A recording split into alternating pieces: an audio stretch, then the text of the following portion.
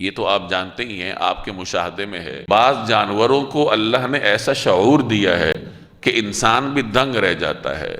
جیسے شہد کی مکھیوں کو آپ دیکھ لیجئے، کس قدر منظم زندگی بسر کرتے ہیں، ان کی ایک ملکہ ہوتی ہے اور اس کا باقاعدہ اپنا ایک نظام ہوتا ہے، اور جس طریقے سے وہ اپنے لیے مسدس نما چھتا بناتی ہے بغیر آلات کے، بڑے سے بڑا انجینئر بھی اس طریقے سے جو چھتا ہے اس ترتیب سے بغیر آلات کے نہیں بنا سکتا۔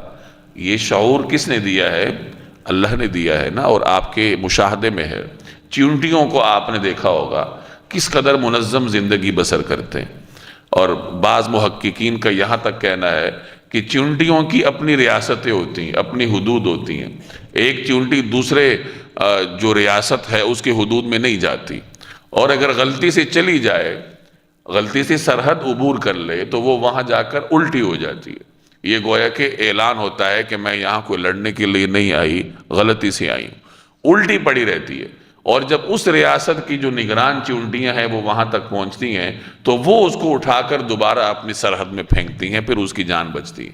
کہا جاتا ہے کہ ان کے ہاں بھی قبرستان ہوتا ہے، اور جو چیونٹی مر جاتی ہے تو دیگر چیونٹیاں اس کو اٹھا کر اس قبرستان میں لے جاتی ہیں، تو اپنی ایک دنیا ہے ان کی۔ اب یہ شعور کس نے ان کو دیا؟ اللہ نے دیا۔ یہ تو وہ شعور ہے جو ہمارے انسانوں کے مشاہدے میں ہے۔ تو جس اللہ نے اتنا شعور ان کو دیا ہے تو وہ اللہ تعالیٰ ان کو ایسا شعور بھی دے سکتا ہے کہ وہ اپنے رب کو پہچانیں اور اس کی تسبیح کریں۔